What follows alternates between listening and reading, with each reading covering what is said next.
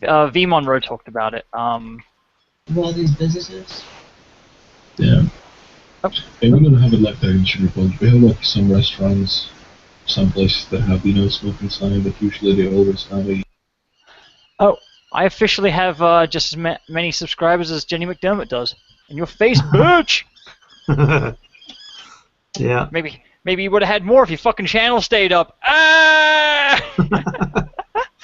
Yeah. Sorry. I've been rubbing that in her fucking face all day. Ego, I put up the video, one of the videos about that woman in the chat. God, dude. Oh, okay. I heard of this. I'm like, this has to be fucking parody. There's no fucking way this can be that retarded. Yeah. But no. Yeah, some crazy woman. You know, what do you expect with the way the Is there any world other is going now? You know, yeah. Some crazy ass kid. I mean, she was taking care of the kid. They said for a while she was like a member of the family, and they were leaving the kid with this lady all day, and then she hid that she. I don't know how you can hide it. She apparently hid that she was schizophrenic, that's pretty difficult to hide. You know? Okay, I got it. I mean, if you're schizophrenic, that's pretty much out there. It's very hard to hide schizophrenia, you know. But apparently she hid it and then had a boyfriend, and then found out the boyfriend was married and got upset about it. But they're trying to say that he radicalized her and turned her into a Muslim. And when she was wandering around the streets in Russia, that she had on a hijab, you know, and she was saying she did it for Allah. Yeah, I posted the New York Times link to the article. It has a video in there. Yeah. Wait, there's two videos. I don't know if this one has the second video, but there's another one from a different angle that clearly shows that they are the fucking instigators of the beating. V shows it in his video, but I can link you to that video, I guess. There was a Daily Fail fucking thing. I think that one might have had the other video in it. But mate, when it comes to majority of, I don't know if minorities, this sort of like cultural mindset, like this sort of like poverty-stricken, and I've seen it in quite places all around the world. It just seems like anytime I see a group of people that are told that they're victims or whatever, you see how their sort of mentality and how they sort of like react to their immediate surroundings. It's just ultimately barbaric, you know. So this story of these women, it's just like, and the thing about it is, because a lot of these women are not allowed to be held responsible. I mean, look at it. You've got two mixed race girls here, looks like, and a black woman, a black girl. You just think, oh my, I mean, men, you better run and hide, because God. Well, they tried to claim that these three women tried to claim that no one helped them. In the Daily Mail fucking thing, they have a screenshot of them beating up a white dude, and the white dude was trying to break up the fight. Wait a minute, this is London. Look, this is London. Bloody hell! My neck of the woods. Yeah, the bus looks like. Yeah, this looks like a bus. Wait a minute, I'm gonna put my mic on mute and listen to this properly. Bloody hell, London. All right, just a sec. I think so, actually. Hang on.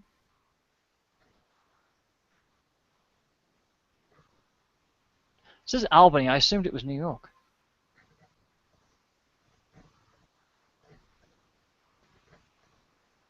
Yeah, it could be. I didn't hear the story. Yeah, I literally just heard it yesterday morning. So. Yeah.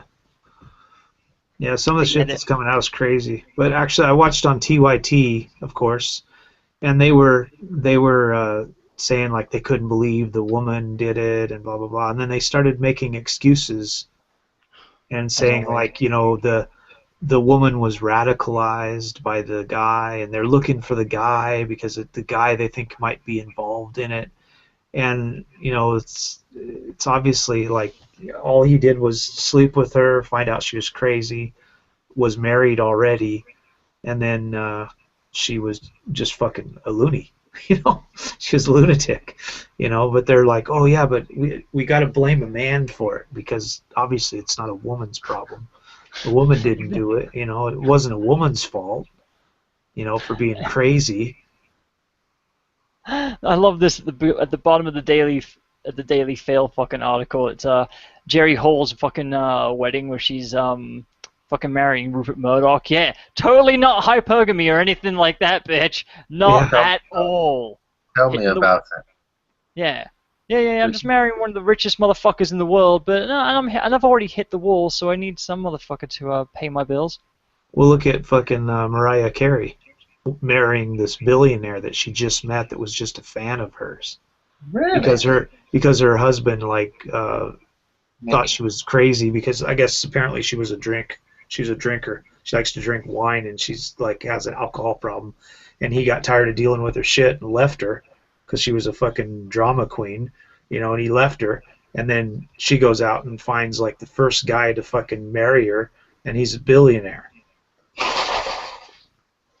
Well, I don't know how these men do it. You know, I just don't know how they do it. You know, because I also, when I used to date a lot of women, I used to really scrutinize them. I want to know who your ex-boyfriend is. If you're going to mention your ex-boyfriend, I want to see the guy. I want to see what he looks like. I want to see what he does. Because if this guy is a moron, there is no way in God's green earth I'm going to do anything with you. Number two, I want to find out who your friends are. If you have a friend that I've known around the area and the guy's or the woman's a complete moron, there is no way we're going to do anything. And a lot of the times, a lot of guys, they don't seem to put the same scrutiny on these women.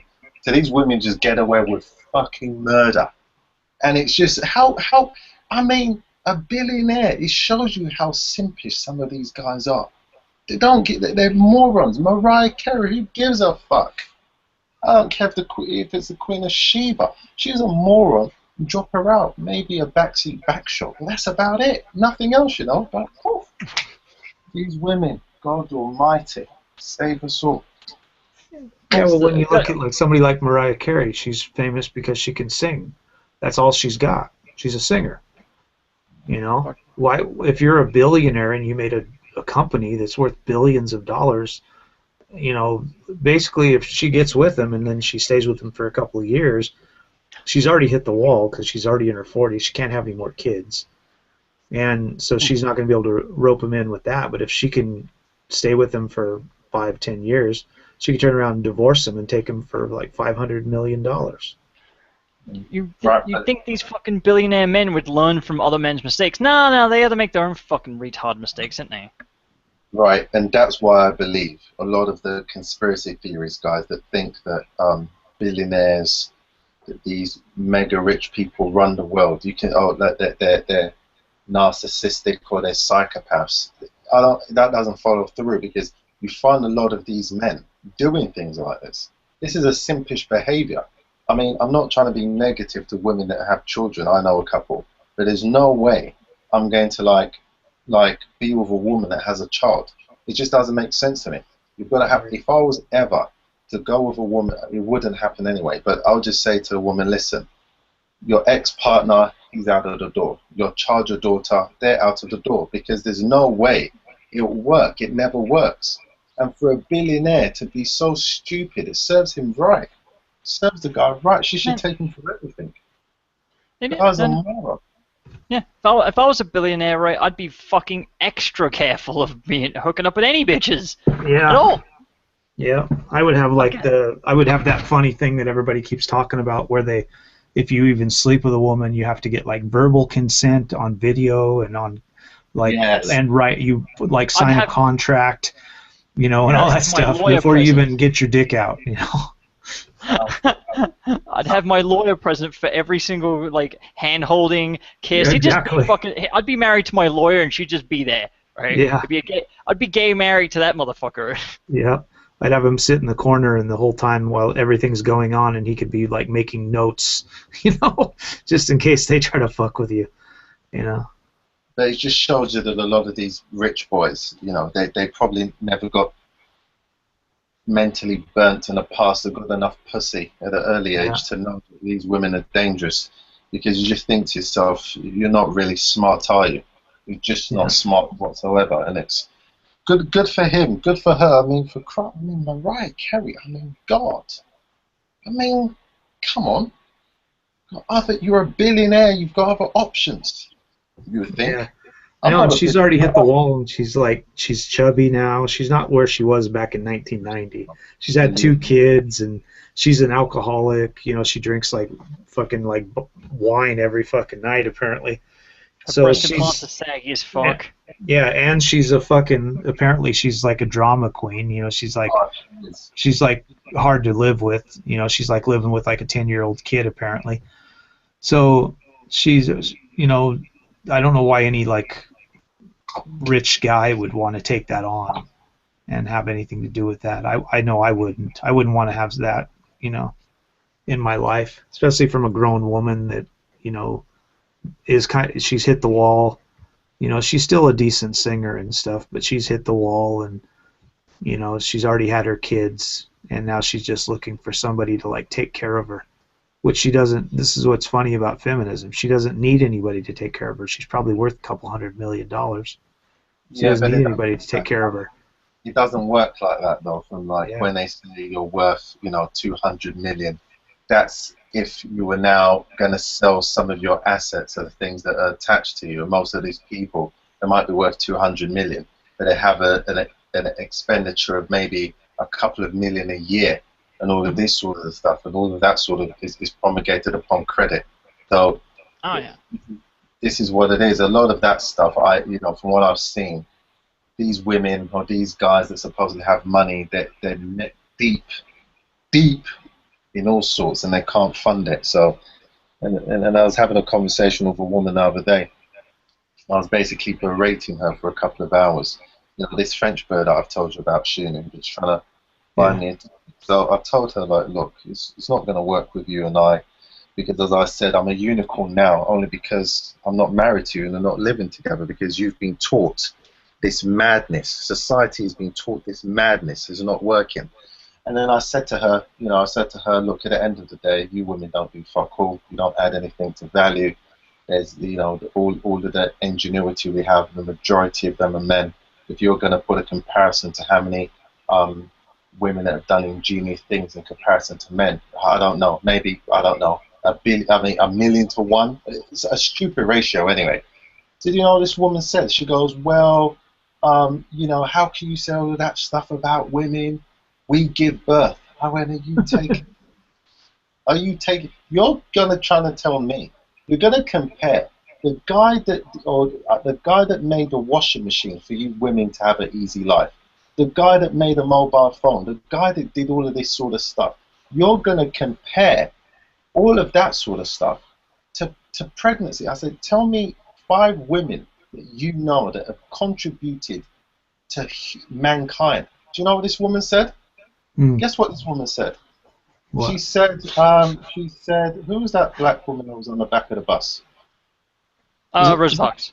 Rosa Parks. Yeah. I said, Rosa Parks that sat on a bus that a man made. Get the fuck out of here. Come on. Can you imagine? Rosa Parks is who this woman said. Yeah. And even she didn't do anything. And the thing is, everybody talks about Rosa Parks, but there was actually several ladies before her that did it.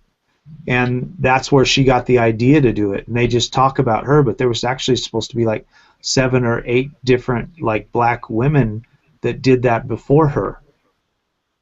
You know, but nobody talks about those women. Are you saying that that some of the black women are actually stealing credit from other black women? Yeah, exactly. That could never happen, right? Why shouldn't they? Think about it. The new form of being a millionaire as a woman is to get married and hoodwink your husband into paying money. That's the new scam now. And this is why when people were giving Kay Federline a hard time with Britney, I said, why? Why should you? Why should you give Kay Federline a hard time? Why? You know? Yeah, he's the one guy that fucking actually made out. Yeah. Yeah, and I think who else made out? I think what's her name? What's this woman's name? this black actress. She's a bit crazy. Halle Berry. That's every black actress. Well, Yeah, I was gonna say narrow that shit down. Narrow it down. Yeah, you got to narrow it down. You're talking about every black actress that has ever lived. You know? I'm telling you, a lot of black females, they have, not all of them, but a majority of them, and what I tell a lot of females, black females, I tell them, listen, if a few of your sisters are causing a disturbance, you should speak about it, because if you don't say anything about it, but by your silence, you acquiesce to their behavior, but it's just sad. It's just sad. Well, I like how they talk about the cultural appropriation, and they're always talking about like white girls that try to act black and look black, and like white guys and white girls that have like dreadlocks and they wear like hip hop clothes and all this stuff, and they're always bitching about that, and then they go out and they try to get like long, straight blonde hair, and they wear wigs, and they wear like white girl clothes, and then they're like, yeah, but that's not cultural appropriation. It's like, well, then what is it? Because you're dressing, you don't have hair like that. You don't have blonde hair. Why are you trying to have blonde hair and then saying somebody else that has dreadlocks or that has like their hair, in braids? Why is that cultural appropriation? But you having blonde hair isn't. Look, this whole Beyonce fiasco, yet again. Beyonce, if she was so proud to be black, why does she have horse hair, blonde horse hair? Yet again, you see what's going on. A lot of people, they're not going to want to recognize this fact because it goes against the narrative, and it's soul breaking because you think to yourself, there are many things that we need to get under our belt for us to all move forwards. So we can't keep harping on about this stuff. This is degenerative stuff. All of these women trying to usurp what men have done, and a woman told me now, well, it's all right for me to fuck 50, 100 men. It's all right for me to go around giving these guys AIDS because men have been doing it all the time. Well, stop taking the negative stereotypes of men and using it and saying this gives you power. Stop setting the man as the bar. And then saying that he's your enemy. In actual fact, you worship the bastard. Yeah. This is double standards. It's all of this stuff is quite sickening. Do you know the band One Direction? Oh yeah. Yeah. Vaguely. Yeah. Do you know the story that's just come out in like the last few months of the Lewis Tomlinson? Didn't you put this up? That he's getting taken. Yeah. Yeah, he basically got a girl pregnant within like the first few months. They broke up, so I think they were only together for like 2 or 3 months. They broke up, and then he wanted to be close to the baby, and so he bought her a home that's like worth millions of dollars. She's got a car, she's got a house, she's got everything. Then he's renting a place close to her so that he could be close to the baby. Now she's had the baby, and he's spending like apparently $2 million a month or some shit on this house that he's renting, which doesn't make any sense. I don't know why you need something like that, but that's what he's doing. And then she's now saying like she doesn't want him to have any part of the baby's life, and they're going to court, and she wants money from him, but she doesn't want to let him see the kid.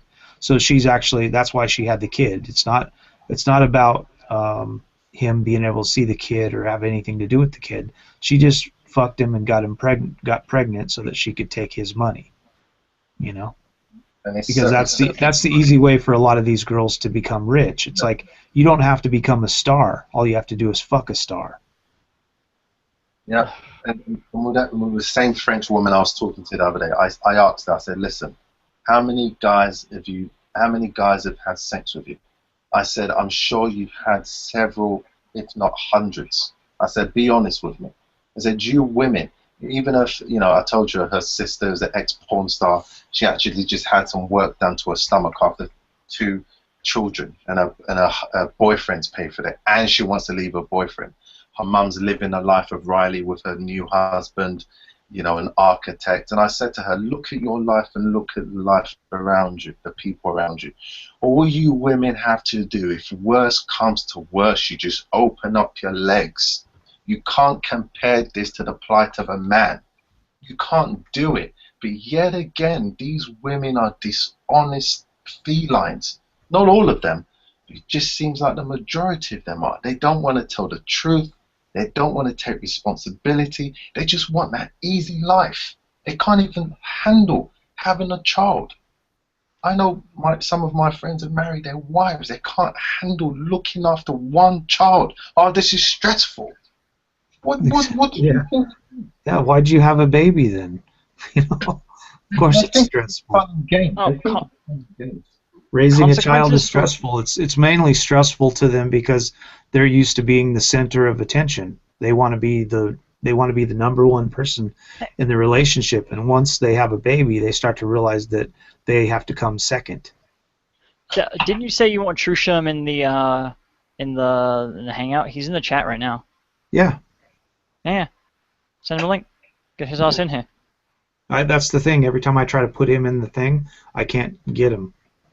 If I put his name into like the invite thing, it doesn't show up. That's weird. So I've tried to invite him now like 3 times every week, and it's not showing up. He's got me as his friend on Google Plus, and then I have him as my friend, and it won't show up for some reason. I don't know why. All right. Well. Maybe you can grab it and give it to him. I don't know him. If he has a Twitter, I can send it to him there. I can't send it to him on Facebook because I'm fucking banned. So. Yeah. I wonder how you managed that. Banned off Facebook. Yeah, I don't know. I got stuck in a perpetual loop of ban, unban, ban, unban. So it's like, fuck it. I got better things to do than to worry about whether or not I'm getting fucking banned or not. Like, yeah. Although, to be fair, my productivity at work has gone up to, like, skyrocketed since I fucking haven't been on Facebook. So it's like, fuck it. Why do I need to be here again? All right. Bye. Let the SJW faggots have it. Yeah. Social justice warriors. I just find it incredible that people are having arguments and discourse about so much irrelevant things. It's unbelievable. But, you know, keeps me entertained for about 5 minutes. Well, this is all for like posts that are like 18 months old. It's like, wait, it took you that fucking long? Got nothing else better to do than troll my old fucking posts? Saddos. I know. It's like, I'm a busy motherfucker. I can't be going to that shit. Are both of you going to be around later on for this? Because I missed last week's one as well. I know you were on there, Shi-Nu, but I was out partying, which was okay, but I got back and I was up at 3 a.m. thinking that, what's his name? Magnus. And then I sent him a message. He goes, oh, it's already done. I said, bloody hell. So you both going to be on later on, are you? Because I've got to skedaddle. I'm going to try and stay as long as I can. Like I said, yeah, I usually do these about 2 hours long or so. But I mean, later on, you're going to jump on the Magnus one as well? Or?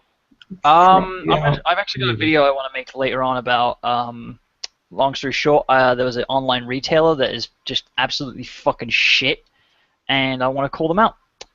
So, oh, brilliant. Oh, good. Yep. I managed to successfully scam them, unlike they've successfully scammed a whole bunch of their customers. And to be fair, in the video, I'm going to be giving them the opportunity to get the money that I owe them. So I'm holding their money hostage right now. Yeah, but look, apologies for having to bail out, but I've got to make my way down to. Do you remember this area called Battersea? Do you? Do you remember Battersea, Frozen Binary? Do you remember that area? Battersea? No, not really. Really? Bloody hell! No, I don't know what to tell you, man. I mean, you've never really hung around in London then? I've only been to London like 3 times. Ah, gotcha. Ah, yeah. Okay. Apologies. I thought you were a frequent visitor. Anyway. Oh, not at all. Anyway, well, hopefully I'll see you guys later on. Yeah. Shi-Nu, be well. Yeah. Sure. All right. Yeah. Toodaloo. All right. See you.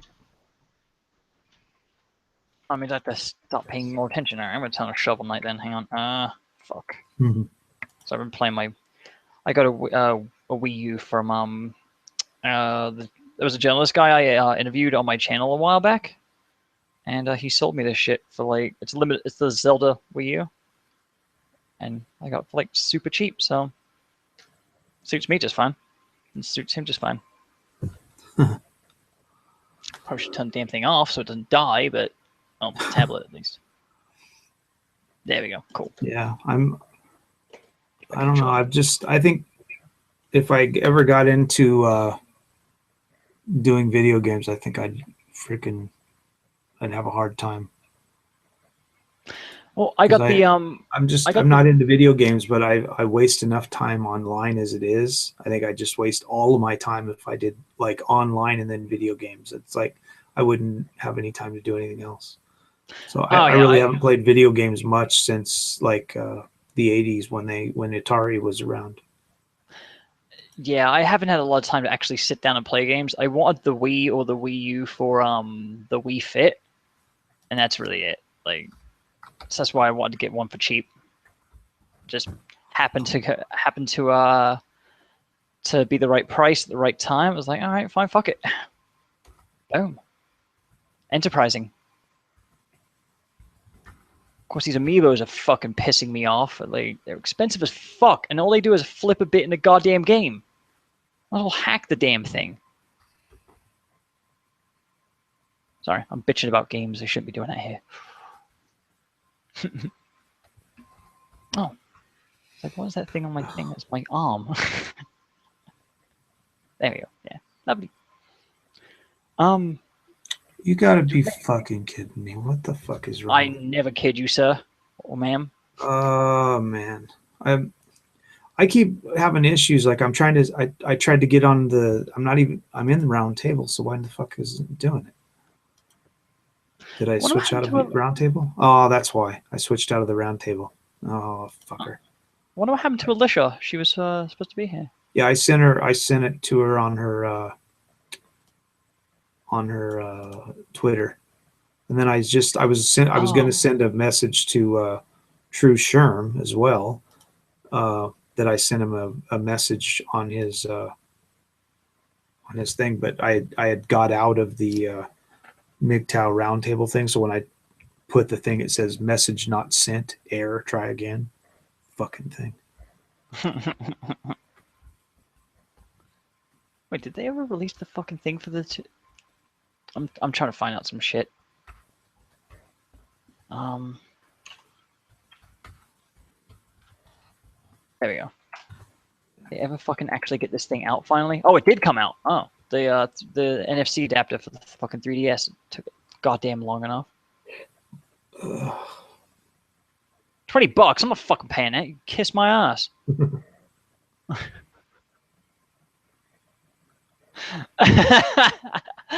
Dealing with Google Plus is like dealing with a drunk Hillary Clinton. You're not wrong. Fucking great. So do you want to talk about this this woman you were telling me about in the pre-chat? Which one? The one who got pregnant from fucking was it 3D movies? You say that's what she's claiming? Yeah, go ahead. Yeah. You know more about this than I do. I've only just heard about it. Yeah. Well, there's actually another one too that I found. I don't know if you've heard it. There's another story of some girl. I forget where she's from. Somewhere, if I remember right, she was somewhere around Chicago or something like that. And she said that she got pregnant from Michael Jackson's Ghost.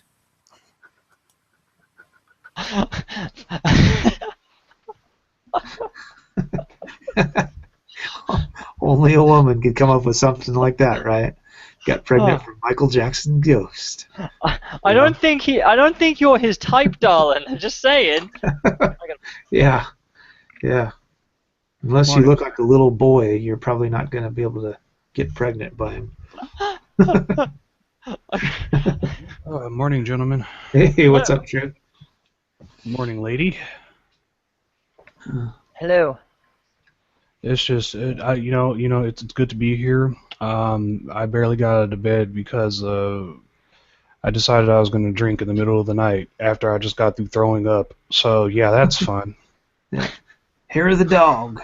Hang on. I gotta plug my headset in. It's dying for some fucking stupid reason. Oh, I live a life of a rebel, fucking badass for life.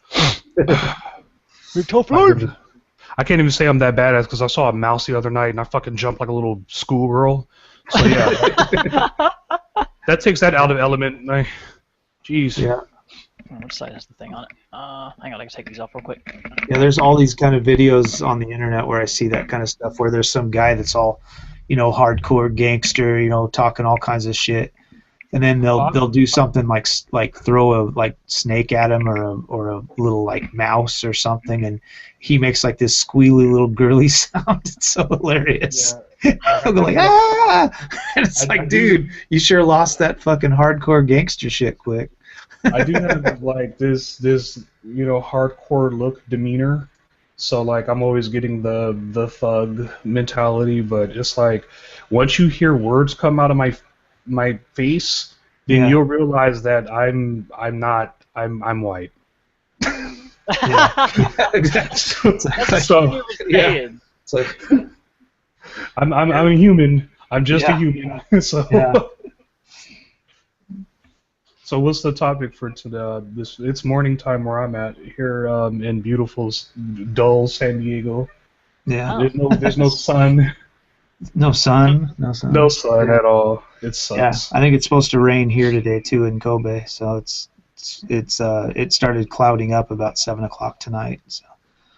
Sure. Yeah. I heard you talking about this this woman who took from her former ex or whatnot, and that sounded very that sounded very similar in a lot of ways to what's happening here in America, and it's unfortunate that we're not, in my personal opinion, we're not really focusing on the children, which is what all this is supposed to be about. But it seems like one side is just using the children as a constituents to one up on the other side, it seems like. And it's not right. Yeah, that's pretty much all it is. When you look at most divorces that happen when the wife has to get money, they, instead of making the husband pay to take care of the kids, he also has to pay to take care of the wife. And it's like, well, you wanted the biggest kid. Yeah, you wanted to take the house over, and you wanted the car, and you wanted the dog, and you wanted all that bullshit. So then you pay for it if that's what you wanted. You go get a job and you pay for it. I'm going to go live my life, and I'll pay for my kids. I'll pay for their clothes. I'll help out that way, but I don't have to pay for all of it. Well, this is a two-way street. You have to pay for some of it. I have to pay for some of it. But if you're going to live in my house and I'm going to go live someplace else, I'm not going to pay for your house. You got to pay for your own house. If you can't afford to pay for it, then you shouldn't have asked me to buy it for you. Well, as you know, a lot of women like to have their cake and eat it too. Yeah. So I'm working on this one video right now where I don't know if to call her a prostitute or escort or what. She's entitled to whatever profession. Yeah, It's all semantics. They're all that way. They're all that way.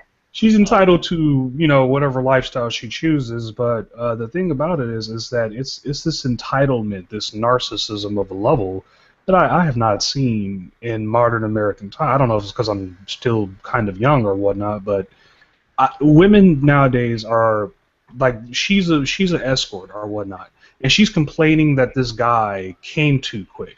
And I'm just thinking to myself... Yeah, we were talking about that in 2 weeks ago. 2 weeks ago in my hangout. Yeah. And it's strange to me that, like, you're walking away with this guy's money. Like, you're getting paid to just simply spend time with the guy. Not have sex with the guy, but just simply spend time with him. So now you want his money, you want his time, and you want him to be compassionate when it comes to sex. But it's like you already got his money. He can't leave with your pussy. but you're leaving with his money. So at the end of the day, you're still walking away with more.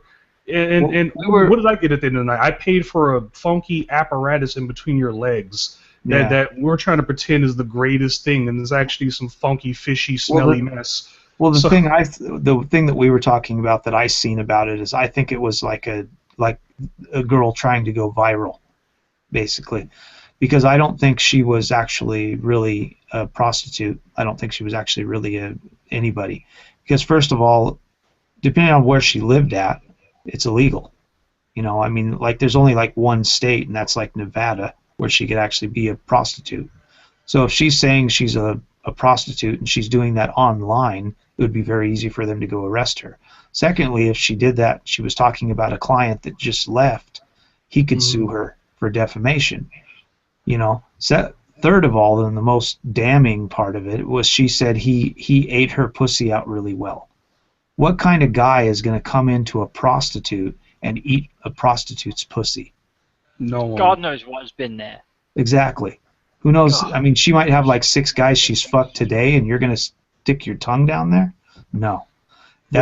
So it sounds like what I think is the real story is she's probably a stay-at-home wife that never had any kids, and her husband's at work, and while he's at work, she's making these videos talking all kinds of bullshit, and he doesn't even know she has a YouTube channel. And she's trying to go viral saying all kinds of dumbass shit like that, thinking nobody's going to find out who she really is. And she took the video down too, so exactly. It's like it's an indicator to the level of probably more or less embarrassment and you know a small contribution to what she's doing because large because it's the whole fact that we see this woman and it's like, you know, she would otherwise be an attractive woman if she wasn't trying to virtually, you know, pull the feminist scam, which is if you're nice to me, I'll be nice to you. But if you're mean to me, I'm just gonna block you out of my. And it's like, okay, well, yeah. This you're misinterpreting what the internet is about, my dear. There are people on the internet who you don't have any control over. You know, if there are people out there who find you unattractive, there's nothing you can do about that. But you know, it's quite clear that, you know, most women are beyond the wall and they're still trying to find this fantasy. I don't know what this fantasy is. The picket fence, the dog, the kids. It's like, who's going to pay for all this shit? Are you going to pay for all this? Because no, of course not. That's not their job. That's the man's job. The man is a utility to a woman, and that's what you're there to do. You're there to take care of her. And they breed you from the time you're just a child to know that when you grow up, you're going to get married, you're going to have kids, you're going to have to pay for the house, the wife, the kids, the car, everything. And when you can't pay for that anymore, they don't tell you also you're still going to have to pay for it once you get divorced. You know, and something like I was talking about in the last hangout that me and Frozen were in was the problem that they're having lately is that most like marriages now within the last like 20 years only last about 5 years. That's about 50% divorce. After 7 years, almost 100% divorce. So in the last 20 years, most kids are ending up being raised by the mother or by a stepfather or by many stepfathers where the girl dates some guy for a year and then breaks up, and then some other guy comes around, and then another guy, and they never really have any. Yeah, they never really have any father. So what's going to end up happening if you find some girl and have a kid with her, is you're going to end up having your kid raised by some other dude. You know, so if you're going to make that decision that you want to have a kid with some girl, you need to realize that the fact is you're probably not going to be with her in 7 years. And your child is going to end up being raised by some other dude. And not only that, but a lot of women misconstrue the fact that their children, more than less, are going to either grow up to be these enforcers of taking men's money, or they're going to be the ones who have money taken from them by some malicious woman. And I'm pretty sure that these women don't think beyond themselves, and when their sons get to that position where some chick is taking half their crap, I'm pretty sure they won't like that. But it's A-okay whenever their sons do it to someone else, or whenever their kids do something that, you know, other people wouldn't find too kindly in their favor. But of course, oh, it's my children, so therefore, and I'm going to teach my boys how to treat women, so they'll be the perfect man when they. And it's like, it's not that simple. If it was that simple, we would have did it already. We would have been taught boys how not to rape, and taught murderers how to not to murder, and teach black people how not to, like whatever fear you have of whatever race or whatever gender, you could have we would have taken care of it a long time ago. But obviously, these things are not that simple. So to just simply say, oh, we're going to teach boys how to act, that is not going to do shit for you except for make one gender, scared to even approach you, and the other gender completely narcissist. I'm telling you, it's a recipe for disaster. But, This is implying that women went that way before they started trying to teach men this shit. Pretty much. It's this fantasy. I don't know what this fantasy is. Well, I can be anything. Well, they like to watch movies. And they have this idea that movies are reality. They think they're really going to be able to have that kind of life that they see in some movie that they like. And the problem, like I was talking about, I did this in a video 3 times ago, I think. There's a video of a guy where he's talking about the fact that most men nowadays, from what I was telling you, don't actually have platform of where they know what a relationship is supposed to be, because all children learn what a relationship is from watching their family, how their father reacts to their mother, things like that. That's how you learn what a relationship is supposed to be. And because of this situation that's been set up through law, through the family court systems, women have they don't have any skin in the game of just sleeping with some guy, marrying some guy. They don't really care because they know if they get divorced, they're going to be taken care of. So a lot of women don't care. So they get into the situation where we've set up this thing where women don't care if they stay married or not. So you've got kids that are growing up thinking that this is a normal thing now, and because of that, they don't have that basis to realize what a relationship is, and they watch movies, and they think that that's what they aspire to be, and they don't realize that that's just a movie. That's not reality. It's a good thing. It's a good thing you mentioned this, because I actually knew a girl that was like the perfect example of this shit. Like I used to work with her when I was at my first job. She was like 20 odd. I don't remember exactly how old at the time. I was only like 16, 17. And she's not very much to look at. She's dumb as a fucking bag of hammers. She did part-time work for like a legal office. And she was going for some kind of legal degree. I don't know exactly what. I didn't really pry because I wasn't interested in her at all.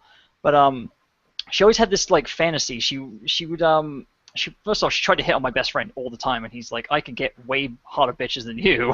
Why the fuck would I want to deal with a 1 when I can at least get a 5 without trying, right?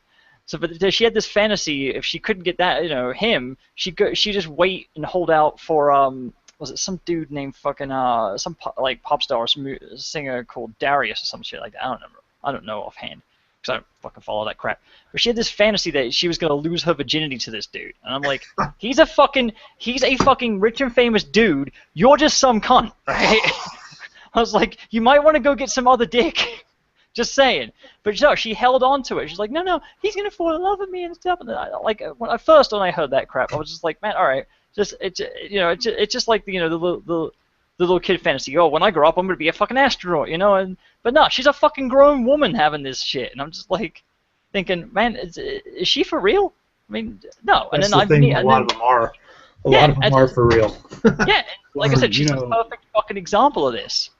You have a lot of here, the Kim Kardashians and the Amber Roses and things like that. Very attractive women, but when it comes to,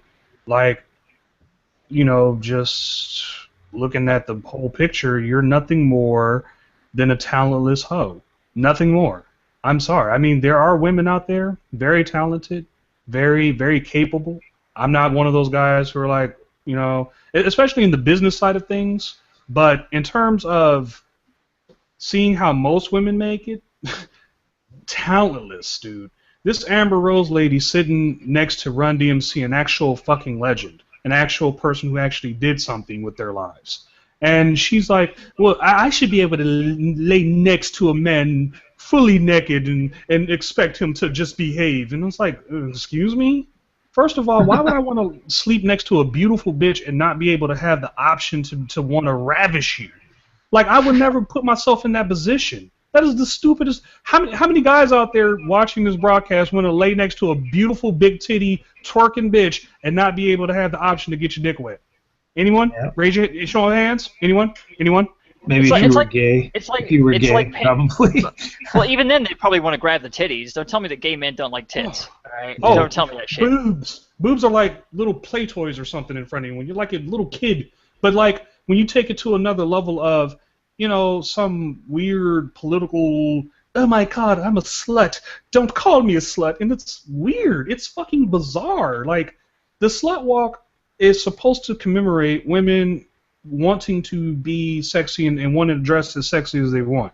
But what these girls have turned it into is this, don't look at me, but look at me. My boobs are out, but don't subjectify me to your constituents of hatred. And I'm like, oh my god, this is so just facepalm experience. Just this is kind of why I just stopped giving a shit, like, at all. Like, it made I'm difficult. I'm in the same basket you're in now. I understand. If you're here, we're all on the same page. Yeah. I am done. Yeah, if you're on the round table, you kind of get it, you know. So yeah. Yeah, like, no, I don't get too many people that stop by here that are like, oh, but women are great and women are wonderful. It's like, no. Women need to have their bullshit called out on. Yeah, just you got to shake the tree. You got to shake the tree and see what fruit falls down, you know. Yeah. I don't. The problem that I'm having is what I heard a few of my other friends talking about. I really want to start doing more videos on how to help. And for what I'm talking about, most of the stuff that I talk about, I think it helps just to have other people see. You know, when you're doing videos and, like, you know, young kids see them and they're 14, 15-year-old kids that haven't really got into dating women to the extent that they're going to have some shit fuck up in their lives.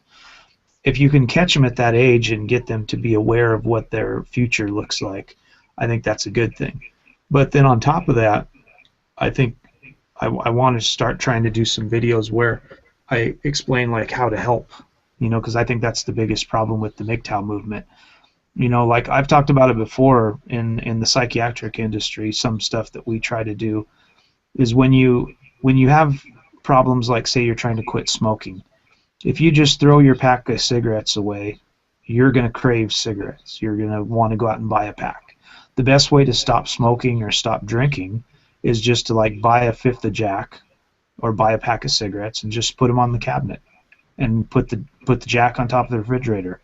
If you know that it's there and you can drink it anytime you want, you have less of a chance of going and, like, drinking it and smoking it. Very good point. If you don't have it in your house, then you're wanting it all the time. So the point that I'm trying to get at is, you notice that most of the MGTOW want nothing to do with a woman. They don't want to date them. They don't want to marry them. They don't want to do anything with them. But they spend their entire life on the internet studying and talking about women. So it's like, why are you not talking about men and boys and the issues they're having to go through and the things that they're having to have problems with? Why is your entire life talking about the psyche of a woman? You know, well, see, you're focusing on women. You need to stop focusing on women and start focusing on men and how to help them. And I think that's a big problem in the MGTOW industry, where all they do is talk about women, women, women all day long. And it's like, well, if you're so disenfranchised or disassociated with women, then quit talking about them. You know, like, if I hate gay men, but I spend every waking moment reading and talking and searching about the psychology of a man that's gay, what the fuck is wrong with me? You know, it's like, stop. If you don't like gay men, then quit looking up shit on them. Quit talking about them. Quit thinking about them. Don't worry about them. What's next porn? Yeah, exactly. It's like, stop talking about them then. You know, and that's what I think. I think it's all right to do videos, you know, on like issues that have to do with women and telling like problems that men will have or problems that you've had or something like that. But when that's all that you talk about, I think that's going to become a problem, because lots of guys, once they wake up and they've taken the red pill and they realize what's going on, well, then there's no solutions. There's just problems. They just say, well, don't do this because women will do this, and don't do this, and women do this, and women do that. But then they're like, yeah, but what am I supposed to do then if I don't do that? And nobody's saying anything. There's no videos out there talking about that. So these guys are just left. These guys are just left there alone, knowing there's a bunch of issues, but not knowing what to do to resolve the problem. Well, I'll say this to get my 2 cents out, because I'm a purple pillar at best. I'm a guy trapped in between two worlds. But you better believe when shit goes sideways, I got my MGTOW hammer and I got that glass, and I'm gonna break that son of a bitch and push that fucking going your own way button. But yeah. It's the whole fact that, you know, I'm raising my son right now, and a lot of what you're speaking about is so true, because I think oftentimes, who's going to teach my son about all this? Oh, it's supposed to be me, right? So I have to be the one, and I'm not going to war against feminism. I think that's, you know, whatever, to each his own. But something needs to be taught to these boys to help them, gear them to deal with all this, because I know what the emotional baggage is about. You don't want to be alone. You don't want to, you know, you don't want to go through life without a companion. But what's being sold into today's society? I refuse to get married under any circumstances. I don't give a damn who says what. Yeah. But when you look at the society, it's geared toward destroying men. I don't know where you guys are at right now, but I'm pretty sure you're pretty much in the same boat. Yeah. I'm such a destroyed man. I became a woman. So. Yeah, me too. We're both trans. So. Yeah. So, I mean, that just gives you an example that there is a female privilege out there. If like you hear so many stories where the trans who go from women to men, they are now faced with so many adversities that they were not at one point faced with. Yeah. So there's a war against men. And I am worried as a father what my son's going to go through. So he has to learn, son, don't chase these women. Leave them alone as best you can. You got to focus on you. That's how you get the women. If you really want women, if you really want to go down that path of, you know, chasing pussy, then be your own man. Be your own destiny. Because I'm telling you right now. For me, if I'm a father too of 2 sons, and if I was going to give my sons birds and the bees talk, I'm MGTOW. So my birds and the bees talk would have very little to do about sex and more to do about female nature. You know, that's what I'd be telling my sons about. That's the thing. We have to teach the children why you have to do the things that you do because of the maliciousness from women. And until it gets taught, until we start looking at both genders for what they bring to the table, instead of just concentrating on the evil boys and men, you know, it's like, it's so ridiculous. It's like we can't keep turning each other into boogeymen. Yes, all women are like that when you give them power, when you give them this gun and point it at men's heads, and they have the power and option to pull it whenever they want. So you have to teach these young boys, these young men, that giving your money to women, getting invested in this, is going to do nothing more than break you down. If you want to be broken down, if you want to be stuck on a plantation, then you be my guest. But it needs to be taught, and I think that would be the best place to start. I think it would be really hard to do, but what I would like to see is I would like to see it taught in school. You know, that boys should be taught in schools when they're teaching sex education. But the problem that you're going to have is it's been this way for a long time, but 78% of teachers in schools and in colleges in the United States are women. So they're always talking about equality. But because of this, the problem that we're having as well is that most of the classes that should be geared towards teaching men about men's issues and, like, say, psychology, it's very hard to teach.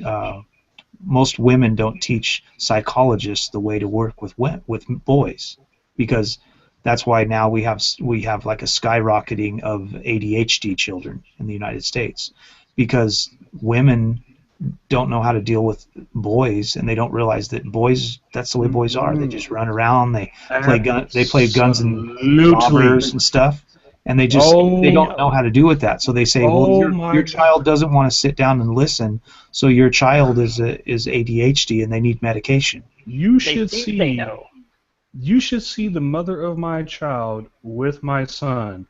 It's like watching, like, if she doesn't have the boob, totally lost. Because the reason being is because when I have to raise my son, I actually have to engage with him. I have to actually, communicate with him on a level that, he could possibly understand. But with her, I could tell you right now, if I wasn't here, she would be so fucking lost, and my son would be in danger. My son would literally be in danger. Because it's like, you do not know how to raise a young man. You do not know what direction to give him. A young woman you barely know how to give direction to, because how are you going to keep her from getting caught up in the pimp game? It's not about the body, it's about the mind. And a woman is not out there, shopping around with her body simply because she's enjoying it. She's doing it because she's been played. And so the thing is that how do we teach? We have a responsibility on both sides, because obviously we have overabundance of women who don't have fathers, who seem that it's perfectly normal to put men on child support and alimony and things like this, and so no one really realizes that this is affecting the future. This is blatantly fucking affecting the future. You're turning women into easy victims who can be easily manipulated, and you're turning boys into suspects at every constituents. And now we have these prisons that are overflowed with men, and they want to bitch and complain about a rape culture. Well, look no further than American male prisons. Yep.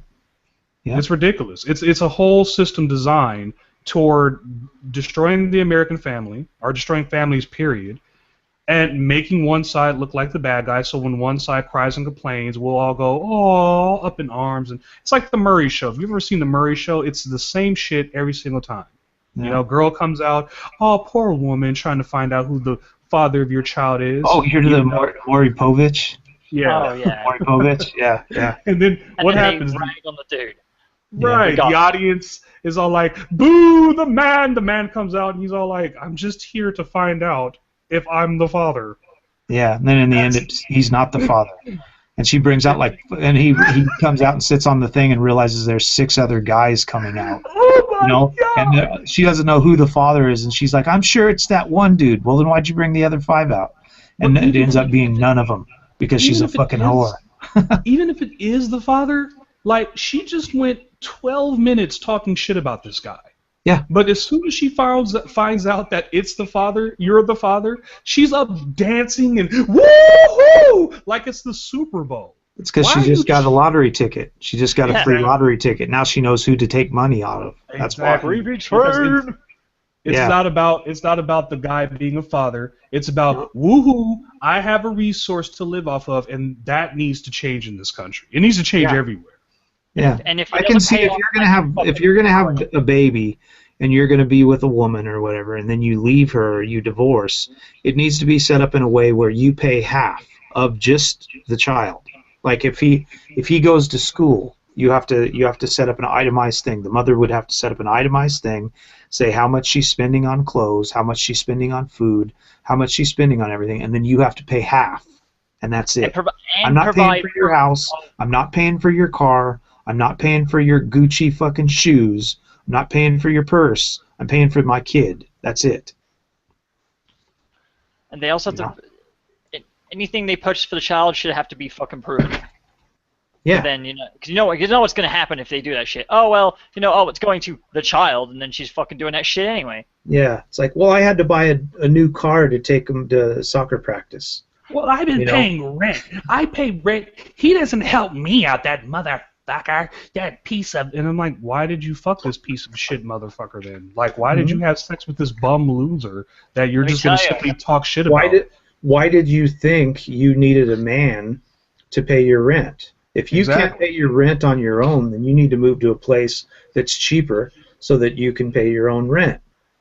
If you can't work and have a job that pays your own rent and pays your fucking car, then what the fuck are you doing with your life? It shows that they're looking for a utility. That's their problem. You're You're looking for a utility. You were too good at that. Have you been practicing? Because it's all I see whenever I look at feminists. It's like this thing in their neck that's like it's fuming. No! No! And it's like, oh my god, it's so just radically annoying. It's like these, I don't even know what to call them. Far left, quote unquote, progressives. I'm using the quotes here.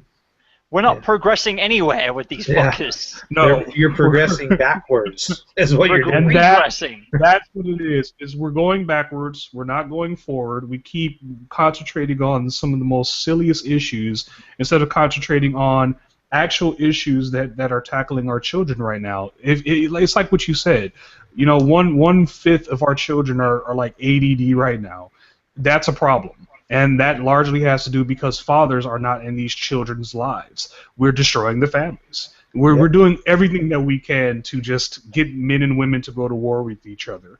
And it's very hard to prove that not all women are like that because of the simple fact that women's actions prove way more different than the whole, oh, darling, I'll stay with you forever, and we'll have kids, and we'll blah, blah, blah. But as soon as that fog clears, everyone learns about what real marriage is about, and no one likes it. Oh, they sell you on that fucking lie, man. Let me tell you, it's too much work. Probably know it better than I do. Problem. Most girls nowadays are so fucking lazy. They don't want to actually have. They don't want to do the work that it takes to be in a relationship.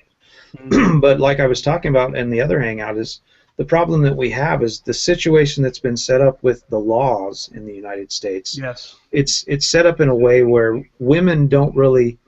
There's no reason why a woman shouldn't get married to anybody that will ask her and have a kid with anybody that will fuck her, because she's never gonna have any problems with that. She's gonna be able to get she's gonna be able to get like child support. She's gonna be able to get WIC. She's going to be able to get people that pay for her fucking utilities. She can get low-income housing. She can get all these fucking things if she has a kid. So they've set up a system where it behooves a woman to, as quickly as possible, whether she's got like a high school education or not, to find some guy to knock her up. Because as soon as she gets knocked up, now she can get welfare, and she can get WIC, and she can get all her shit paid for, and she could get the guy paying for her shit, and then she can go out and buy a car, and she can have a great life living off of somebody else's labor. Yeah, who's paying for all the fucking welfare and WIC and all that shit? It would have to be guys. That's the big thing that I talk about as well with I've talked about it a lot in a lot of the other hangouts, is guys don't realize just because you're MGTOW and you're not going to be with a woman and you're not going to be married doesn't mean you're not going to be paying for a woman. Because when you pay your taxes and they're fucking giving them welfare and low-income housing, that's coming out of your tax money. So they're still getting you. They're still, whether you're married to them or not. And it's not one woman that's getting you. It's all the women that are getting you in that case. Oh, don't so there get are me no wrong. walls then. Yeah, don't get me wrong. They're panicking right now. They are panicking so fucking much. These fucking feminists and these people in charge, these PC pleasers, as I like to call them. That's exactly what they're doing. That's what this whole Ghostbuster bullshit is about. Oh, it's God, just no. we're trying to please the PCs. That's all that is. It's not going to be a fun movie. It's not going to be an enjoyable movie. It's just going to be a movie full of propaganda. I was saying I'm never going to watch it. I've never seen the feminist. What is it? What was that movie that came out? The Mad Max. I didn't even see that movie. I'm never going to see that. I don't want to see it. Saw it, but it's not. There's parts of it I liked, but most of it was disinteresting. Like, the only part I really fucking enjoyed was the one dude playing guitar that shoots fucking fire. Because say that fucking sentence and tell me it doesn't sound awesome. All right? It sounds awesome. Yeah, I heard he's strapped to the front of a fucking, like, a truck and everything, and he's like, it's fucking great. Yeah, he came on some... Cut the whole movie down to that, and then Yeah, he came on some like Guitar World on YouTube or something, and he was talking about playing and how he was strapped up on the truck, and he was playing like a part, basically. He was acting really funny. Yeah, I liked that guy. He sounded like he was pretty cool. Oh yeah, Yeah. there is one bit in the film where he's that dude's asleep. Like they all just kind of like chill because for whatever reason I forget, the fucking movie's long as hell. But like he's asleep and then there's something like, all right, we're all gonna go, and he's like, and he fucking just jumps up and he just starts doing it again. Like he's really into it. It's like, man, that guy loves his job. I want that job in the apocalypse, man. I'll learn how to play guitar. Fuck it. Yeah, exactly. I can already do that. I can I'll already definitely. Oh, so we know what you would do. Yeah, Yeah, I'll be strapped on the truck. I already like playing like heavy metal and shit. So yeah. Well, I'll definitely be the smoker of the group. So if we're in a post-apocalyptic world and you guys find any weed, please report to the True Sherm Division. That is highly precious resource. So we need that. Yeah. I will become a scientist just to keep marijuana alive in a post-apocalyptic world. I will do whatever it must. I will save marijuana. That's when all the stoners are gonna get together and be like, man, we need to fucking save the shit, man. Come on. Yeah. I'll be like, don't Come worry. together. True, don't worry. True is here. I will save it. I will figure out a way. I need marijuana like heroines need fucking heroin. I want marijuana, damn it. Well, if stoners can figure out how to make a bong like fucking out of anything, right? Imagine what they can fucking do in the apocalypse. Yeah. Man, They'll start smoking weed and forget they were building a bomb. They'll turn the bomb into a bong. They'll be like, what was this thing we're building? I think it's a bong, man. Hey, man, once this thing blows up, man, the war is over, man. War is over. Yeah. What are you guys referring to?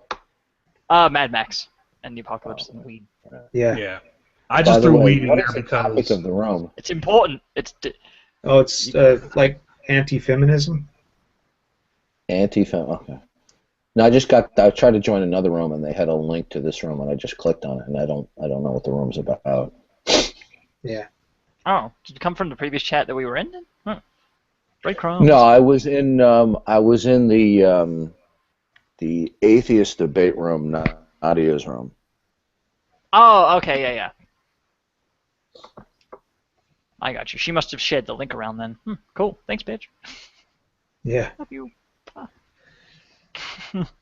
Yeah, she was saying she So might does this come on. room have a recurring theme? No. Apparently This- sogginess in the knees is the recurring theme. Yeah, pretty much. Yeah. Yeah. It's kind Basically, every week we talk about crazy stories that have came out about things women are doing. You know, like this week we were talking about the crazy bitch up in Russia that chopped the head off the baby.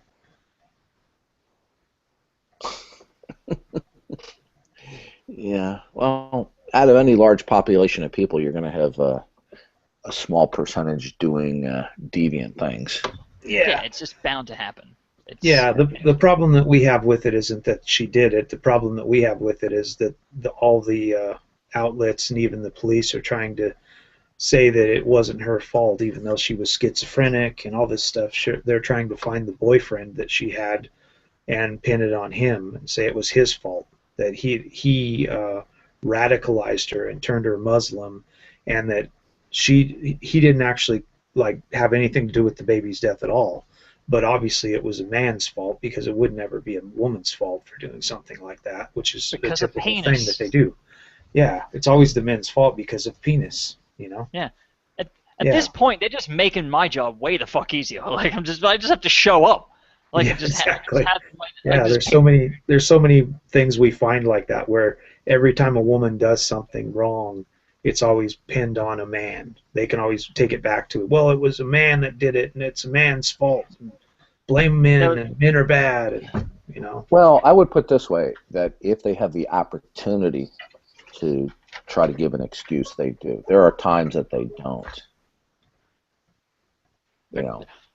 I'm trying to remember the name of the woman. She drowned her 2 kids. This is about like 10 or 15 years ago. She drove the car into a lake and then said it was her kids were kidnapped. And they didn't try to make excuses because they couldn't. Oh. Yeah. Yeah. You know. That was didn't South Park fucking try to make fun of that at one point? I don't With know. They make Yeah, fun of everything. I love them. yeah, like Butters catches his dad having gay sex in bathhouses, so he takes pictures of it, shows it to his mom, and the way to solve the solution is to fucking kill Butters, so she just drives him into a river and like everything's all cool. They blame it on some Puerto Rican guy. Well, I don't have any respect for the news media anyway. I mean, they just they don't even make a pretense of being objective anymore or trying to be objective. Oh. Thanks, Lal. Susan Smith was her name apparently, according to the chat. That's it. That's her. Oh, what a bitch. Yeah. Sorry, what? Who said that? Wait, I can get away with it. Never mind. What are they gonna do? Yeah. Fucking accuse me of being a white cis male? Yeah, good luck with that shit. Yeah, I've been in a few hangouts with people and stuff, and they'll be saying stuff, and I'll say something, and they'll be like, "You're just a white like male, and you don't know," and shit like that. Because I have a couple feminists in there or something. I'm like, first of all, I'm half Japanese. Second of all, I'm trans. So fuck you. Well. All you have to do is when somebody does something like that is just start asking them a few questions, and you say, well, what is this standard that you're saying that I'm obligated to? Mm-hmm. And then what you do is you just have simple questions to have them try to defend their worldview, because anytime somebody is saying that you should or shouldn't do something, say good. Tell me why I am obligated to that. And most people could not defend their position of shoulds and shouldn'ts. Yep. Either they're going to point to an absolute standard, or they won't. Yeah, what I usually end up finding is a lot of them they end up fighting, like pointing to people in other countries, like they'll say something about women having it bad, and then you'll ask them like, where do they have it bad? And they're like, oh, well, there's women that have their like, clits cut and all this stuff. And I'm like, you're talking about Africa, right? And they're like, yeah, well, I'm talking about America. Mm-hmm. Do they do that in America? They're like, no. I'm like, well, who does that in America? Don't they do that to boys in America? Don't they cut off boys' penises in America? Don't you think maybe we might want to talk about the fact that they circumcise boys in America and still do it? No, this thing way the fuck over there that doesn't directly affect you is the bigger problem. Yeah, they're having issues over in Africa, and I live in America, and I've never even been to Africa. But I'm fighting for women's rights, but not women's rights in America. I'm fucking with men's rights in America and men's issues, and then I'm saying it's to help out women. But then when I'm pressed on the issue, it's not women in America, it's women in Africa. Do you think that circumcision? Do you think that circumcision is a one-to-one comparison to the genital mutilation that occurs in other countries? Yeah. I could argue yes or no either way. Well, when you have for example, if you have genital mutilation in females, the labia is functional. Okay, if they do a clitoral-ectomy, that has functionality. The foreskin is non-functional. Yeah, but something else that I don't know. I think I talked about it before with you, Frozen. Is there's I didn't even know about this until I heard about it like 2 months ago. The Jewish people that do the circumcisions on babies, they actually, and they had some people that talked about it and said that they need to stop doing this, and they said it's part of our heritage and blah blah blah. They actually cut off the foreskin and then they suck it off, and because they suck it off and like put it in their, they put the penis in their mouth, they're having a problem with many of the babies have actually contracted venereal diseases. from Yeah, I these heard there guys. wasn't there one of hepatitis or some shit like that? Yeah, there was hepatitis, and there was also gonorrhea and some other things from these priests doing that kind of shit. These Jewish ministers or whatever the fuck they're called. Yeah, so they were having some big issues from doing some shit like that. I was just on a stream fucking yesterday where someone mentioned that being anti-circumcision is anti-Semitic. Like that was the Yeah. I'm like, what in the fuck are you talking about? I was like, that's equally as valid as saying being anti-circumcision is against fucking Kellogg's cornflakes. Yeah. Because well, the thing about saying that is it's only anti-Semite or whatever if you're talking about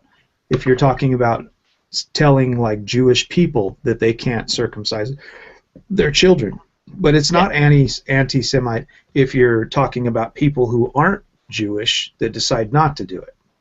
You know, how many grown adult men do you think are upset over the fact that they were circumcised? Fucking yeah. A lot. I didn't this ask one. You. I said how many. I wouldn't know. See, most of the men I know are English and they haven't been circumcised, so they don't practice that. I live in Japan and like they don't circumcise here, so that you'd be hard pressed to find many men here in Japan that have been circumcised. Now, ask how many adult men that haven't been circumcised if they volunteer for it. Well, I do live in the States. And I've been circumcised myself. So. Yeah, and I actually lived in the same state she lived in, and I was circumcised as well. Yeah, I'd rather have not been circumcised if I had given the choice, but I was never given the fucking choice. Exactly, that's the main point. Yep. If it was an adult thing and I could be, and they say, hey, here's a thing, and I was given proper information on it, and I could make a proper decision, I probably still wouldn't have done it. I in fact resent the fact that I was not offered a choice. That may be your position, but I think that it would be my guess that the majority of men who are circumcised, for example, in the States, would not have preferred that it was otherwise. Well, I think it's more if that was the case, it would mainly be the case because it was like the way I put it is it's like the people that cut the tails off the end of dogs and crop their ears. It's not about anything that has to do with health. It's about the way. Oh, well, absolutely it does. In fact, it's about the way it looks, and they're trying to make it look better for women. You know, no, and that's a problem I see. No, it's more hygienic to be circumcised than not to be. They say that, but that's actually not the case. Also, you should know that there is a much higher rate of diseases such as cervical cancer and other types of infections with women whose men are not circumcised in comparison with control groups where the males are circumcised. Yeah, these are things they talk about a lot, but that's no, these are hard statistics. Well, these are things that we don't have happening here in Japan. The foreskin is a natural trap for bacteria and other pathogens that can be transmitted via sexual intercourse. Now, when they've done studies in the past in Jewish groups, among all the men have been regularly circumcised, you find much lower rates of certain types of infections or diseases than you do in non-circumcised groups. Then so why is education? But the bottom line is there is a strong hygienic factor, and the reason why many people, and I can only speak for in the States, who do opt for that. Then why is education on being properly having proper hygiene not a priority then? Yeah, exactly. That's up to other people. I don't. If you were circumcised, it would stop you from having masturbation. I don't object. That's what it started on. I don't object to people's circumcising or not circumcising. That's up to them. There was actually a bunch of videos that came out, like the Reefer Madness kind of movies that came out in the 30s, where they were talking about circumcising boys to stop them from wanting to masturbate. That's where the Kellogg's cornflakes reference came from, because fucking what's his face, Kellogg fucking was one of the people pushing that. That's where he tried to push Kellogg's cornflakes as some sort of anti-masturbatory fucking food. Yeah, yeah, yeah, yeah. It's some, yeah. The idea of the sexual ideas in the United States and in other countries when it comes to boys is pretty fucked up in their head, and there's a lot of people that think they know what they're to what standard? to just some- to just normal normal people. Well, okay, normal according to what standard? To what average people do. Oh, okay. So the statistical average is always the right thing. Well, yeah, if you're talking about a major. Okay, good. Group. So in other words, whatever actions or social customs become dominant, then according to your definition, if you're going to be consistent, is what is right. Yeah. Not always. Not always. Good. It depends on what it is, but yeah, pretty No, much. no, no, Because if murder was the fucking the norm, would Okay, that hold make on a it right? second. Hold on a second. Yeah. You're not being consistent here, right? Now, you told me what things that are good or right for a social custom are those things that are normal. What is normal is what you described as a statistical average. Now, if it's something other than a statistical average, you're going to have to explain what that is. See, I just see this as the argument of tradition, though. I mean, Yeah, that's all just it because is. something's No, tradition. okay. What I'm saying to you, when you object to somebody other's conduct, doesn't matter whether it's circumcision, it could be anything. Sure. When you object to somebody else's conduct, other than it being your personal taste, if you're going to say that it is bad or wrong, you're going to have a grounding or a foundation. Okay? In order to say something is crooked, you have to have a standard of that which is right. Okay?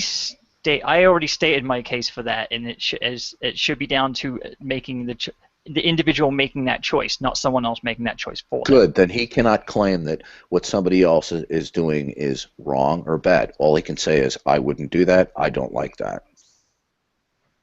Yeah, but then that doesn't justify someone else making that choice for you, though. No, he was referring to the conduct of others. The behavior in question is not really relevant. If you are going to criticize somebody else's behavior as being bad or wrong, and in this case you said not, let me just see your screen name. MG, you said that it was fucked up. Well, I said according to what standard? Is that just your personal preference, or is there something external to your personal likes or dislikes that would make it wrong?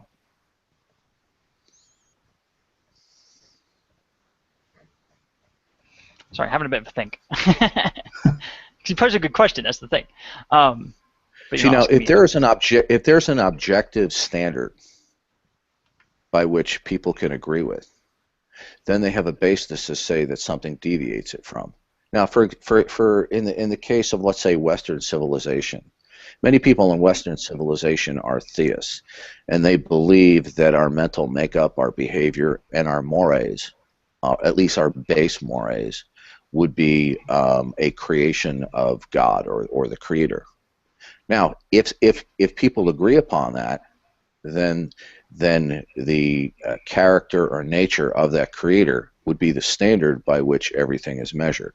If one does not agree with that, then they're going to have to come up with a standard that they would appeal to. Now, the best that they're going to be able to do is to make an appeal to some type of consensus, plurality, or majority.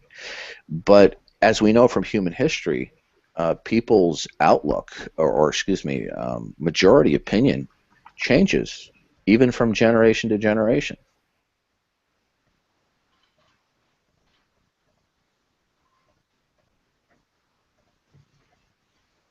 So, on what basis do we condemn somebody else's conduct? Well, I would say it'd have to do with if whatever it is, no matter how many people are involved or invested in it, if it negatively affects society. Negatively, according to whose opinion? Okay, and where is society? See, what you've done now, you've erected society as the paradigm. Society is not an unchanging, immutable monolith. Society is just simply certain social practices and customs. Sorry. I mean, when you're talking about something like murder or killing people, then society has stated that you shouldn't be doing that. You know, if you're talking well, about... let's see. 100 years ago, abortion was illegal in the United States. Now in the United States, it is legal. So the majority society has permitted through the ballot box abortion. 100 years ago, it would have been unthinkable. So which society are you referring to? The current society. Oh, okay. So what happens 50 years from now if there is a societal shift and they say that certain behaviors are, quote, negative, but it differs from a previous one? See, now we're getting into what-ifisms. Yeah. It changes. You can't. But you see, when 70 you years appeal ago, to they thought society, blacks shouldn't be on the same place in the buses, and they shouldn't drink the same water. 50 years from now, it doesn't matter.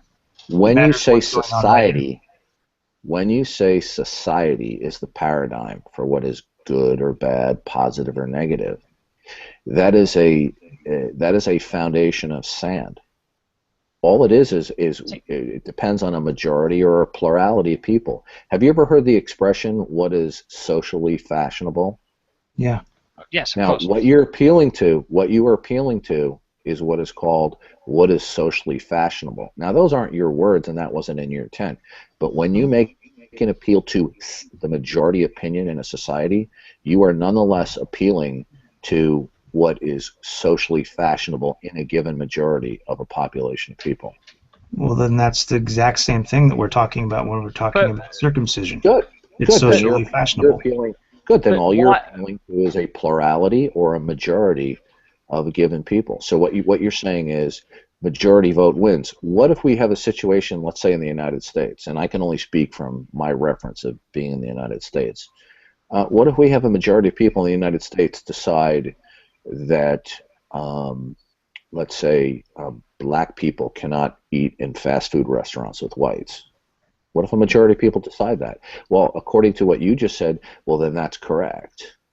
Well, it was correct in about 70 years ago in fucking Mississippi. Right now. Well, then then is correct is not something that is absolute or invariant. What you're saying is the word correct equals majority opinion. That's all you're saying. See, be clear, I'm not saying that. I'm saying what's correct is No, I didn't say you. I didn't say you said it. I know. I'm just clarifying that because I'm not making this point. Yeah. I understand where you're coming from. Yeah, well, see, many people want to have this notion of right and wrong. Well, let me, for example, in my debates in the atheist rooms with some people, they'll make remarks like, I'm trying to remember the exact quotation. They'll say, "Oh, well, we have rights," and I'll say, "Well, what do you mean?" I said, "Because rights presuppose a statutory basis." Are you referring to something that's explicit in state law or federal law, or do you have some moral notion that you think is a right? And the thing had something to do. I'm trying to remember what the context was. They weren't actually appealing to federal or state statutes. It was just a moral sense that they had that people should be entitled to. And I said, well, then it's not a right. I said, because if you don't have a statutory basis, then it's not a right, even though you think people should be entitled to whatever. You see, my position where I'm coming from in my worldview is without a supreme lawgiver and a lawgiver who has an immutable, unchanging character, then there is no basis for objective morality. And all such notions of morality would just be the ever-shifting sands of a desert. Yeah, but that would imply that there is no room for change, and society does change over time. Things change with time. People change, yes. Yeah, people change, and then society as a whole changes because of individuals change. So when somebody says something is wrong, all you're simply saying is this action is not socially fashionable to a majority of people. Sure. Then we get into the argument of absolute versus objective morality. Yeah. Well, You can't. Unless somebody is appealing to an objective source, an unchanging, immutable source that it would be binding and obligatory, unless somebody is doing so, then you're simply left with making an appeal to some other source. In this case, if you're appealing to society, all you're appealing to would be a majority vote or a plurality in a given community. No, I get you. That's why I'm not making this argument. Yeah.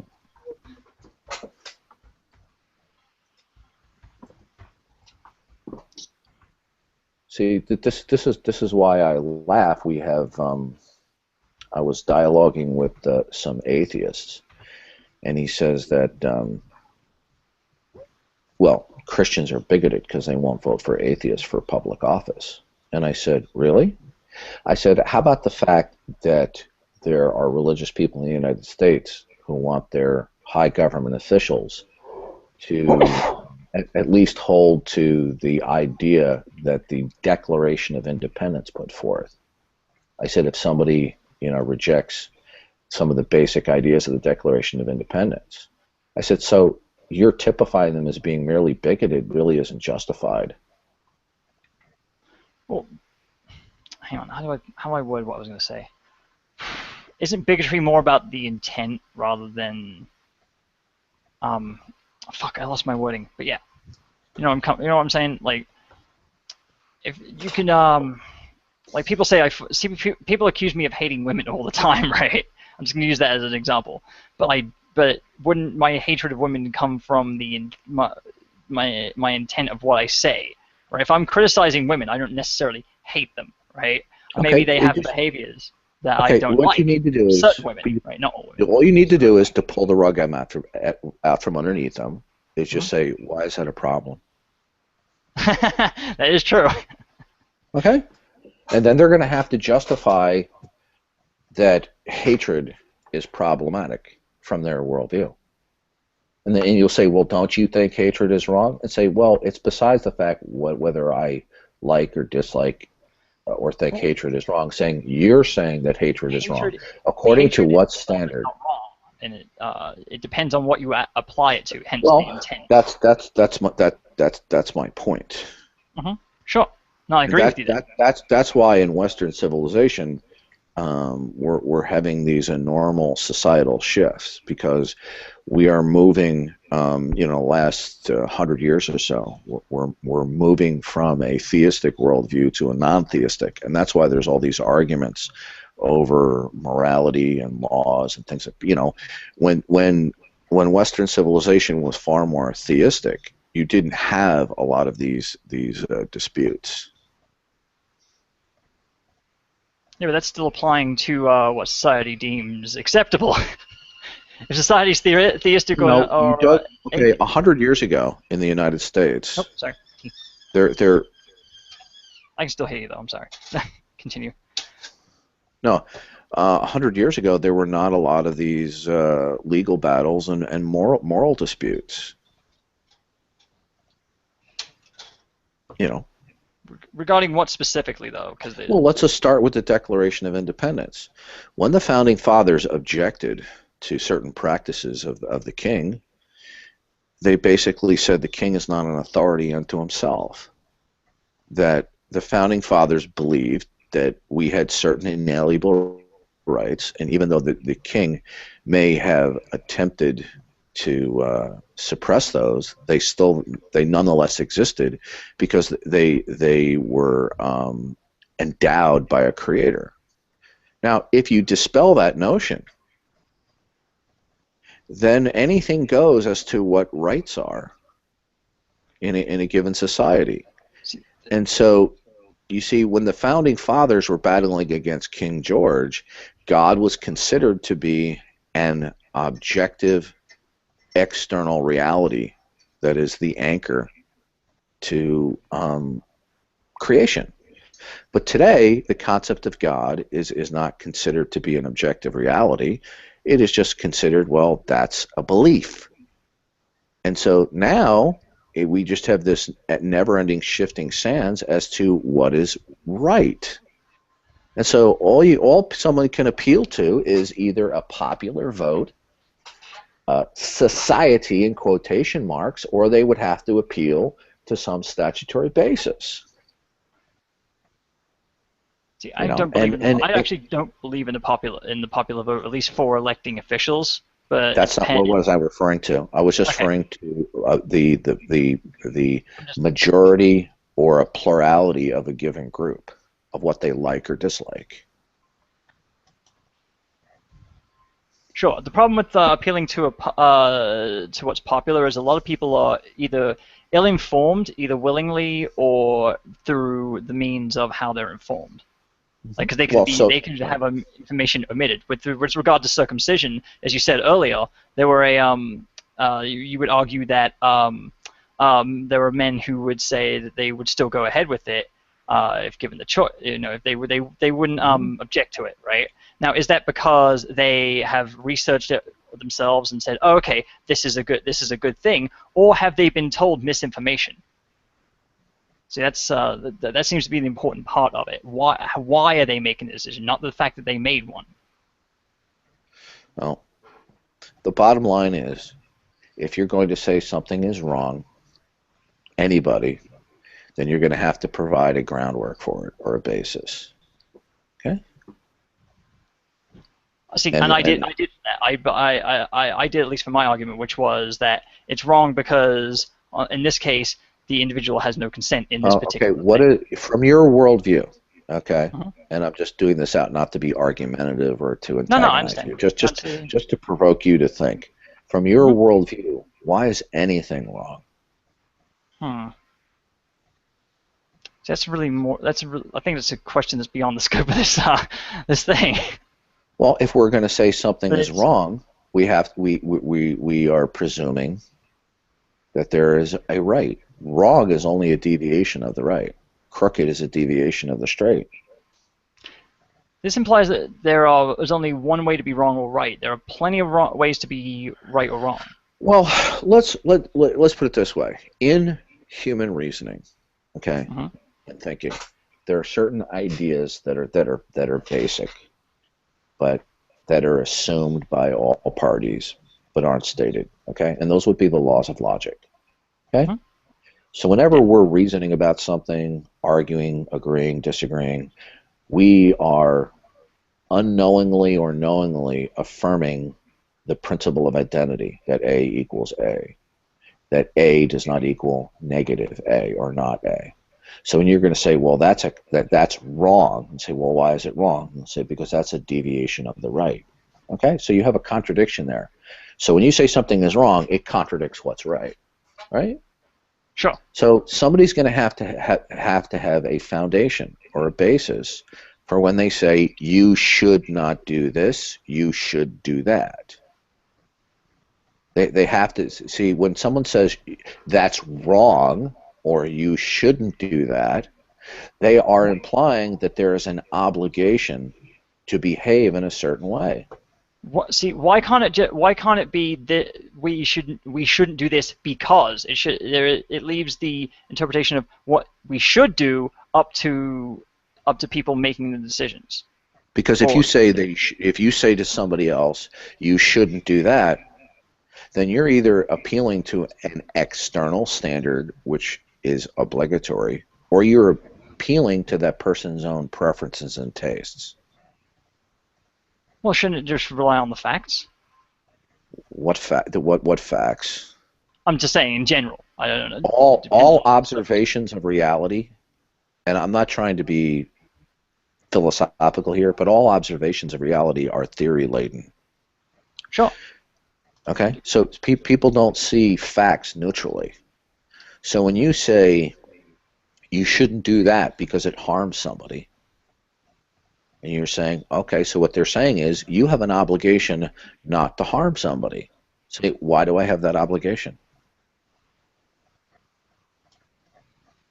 Depends on what kind of harm you're causing. Because say if we're going to war and you have to cause harm in a war. It's part of the Okay, contract. well, right? that would be a different situation. But let's say we're not talking Sure. about war. What I'm saying to you I'm just saying. is, if anybody says to you or to me, you should not do that, that's wrong. Okay? They're thinking of some type of something objective, or they're appealing to something subjective. All right. When you say you shouldn't do that, you are implying, and when I say you, I don't mean you specifically, but anybody. No, it's genuine. You are either knowingly or unknowingly saying you are obligated to comport yourself according to this way of behaving. Well, just simply say, why am I obligated? They'll say, well, if you don't do that way, you'll end up in jail. Well, then all that person is simply doing is giving me a pragmatic consideration. Well, what if I wouldn't end up in jail? Right? Well, other people wouldn't like it. Okay, so?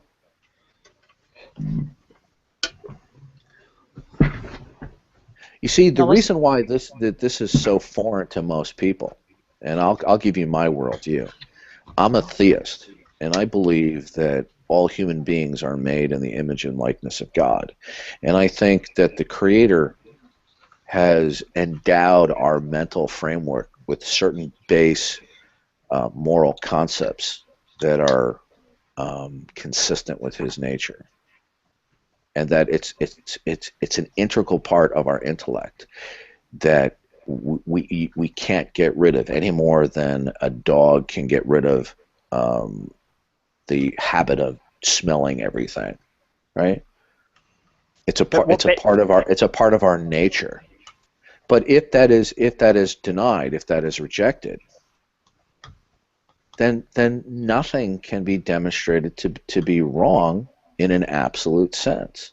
All you can simply say is, what most people end up saying is, well, that would conflict with majority opinion. No, I would argue. What basis are you saying that there's a creator that has endued us with these properties? I just said that was my worldview. I didn't give you an argument for it. I just said that would be my worldview as to why people think the way they do about morality. Okay, all right. I misunderstood. Yeah, I don't know about. I think Frozen is too, but I don't know. Just to give you a heads up, both of us are atheists, I think. Oh, okay. Well, how do you define atheism? I don't have. I'm not Gnostic atheist, so I don't believe that. Sorry, I don't believe in a God because I don't know if there is one. Okay. I can't. Well, I'd like to be proven wrong on that. That'd be great, but okay. It would have to be. But I'm not the person to define what sort of tests there are. I don't think I have the tools for that. Well, you can't prove a couple of different. That's the problem. There's a couple of different definitions of atheism. The traditional, historical, and standard definition is that there are no gods or a god. Okay, that's the standard historical one. If you go to the Stanford Encyclopedia of Philosophy, now there's another definition that is getting popular on the internet with a lot of atheists. That atheism is not a proposition that there is no God, but that atheism is a state of mind where one has an absence of a positive belief in God due to insufficient reasons. Now, that definition that is used is problematic. Now, notice I didn't say it's wrong.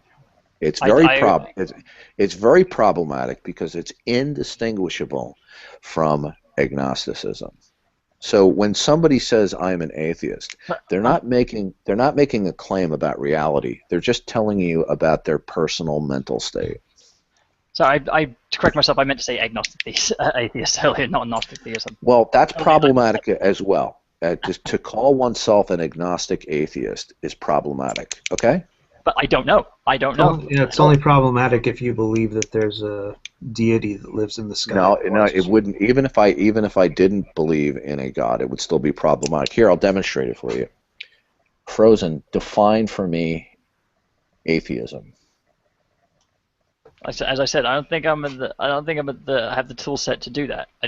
Well, I just find you said you're an agnostic atheist. Non-belief non-belief in deity or deities. So the traditional definition, as you had Okay, said. so you have a non-belief. So you could be classified as a non-theist. But if you're Yes. going to define atheism as a lack of belief in God, and you're going to couple with it the word agnostic, the word agnostic means I don't know. I don't know. Okay, How good. would you propose I would know? So when you say I don't know, I have a lack of belief, that's a redundancy. But there's no need to add agnostic to atheism. If atheism means the absence of an affirmation, a lack of belief in God, well, all agnostics, when an agnostic says I don't know if there's a God, by virtue of that statement, it consists of a lack of belief. Because there are Gnostic theists. So I've been up for like fucking 30 hours. So if I make mistakes, I apologize. There are people who are Gnostic theists. No, that's a contradiction in terms. Please let me finish. Sure, I'm sorry. There are what we call Gnostic theists who claim that they know there's no God. Now, I don't agree with that because I want to see their proof and their knowing. It's no different to me than saying that there is a God.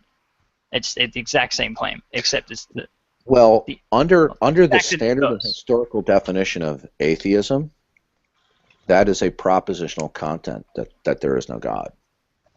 Adding agnostic to atheist or theist is very problematic. I believe there's no God. I don't know if there's a God, or not. See, I can't prove that. As I said, I do not have the tool set to do this. Okay, well, no is a subset of belief. But just because I don't know, just because I do or do not know, does it? Okay, well, there's three positions one can have toward the existence of a deity or a God. You either affirm, deny, or you withhold judgment. Those are three positions. The idea on the internet that people are saying that there's all these different positions, agnostic atheist, Gnostic atheist, Gnostic theist, this is how shall I put this?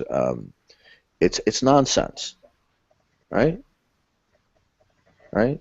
It's only on nonsense if you believe there is some God watching you. See, I'm okay, well, that would be a different subject. That would be a different subject. What you would be saying is that the belief or the inference that there is an eternal creator is nonsense. That would be a different subject. Now, how would you defend that claim? I said. Well, that's the problem. I don't have to. The way it works is you're the one making the claim. You're the one making the claim that there is such thing as a deity. Therefore, it's under your claim that you have to tell me what is facts. I don't have to believe anything you're talking about.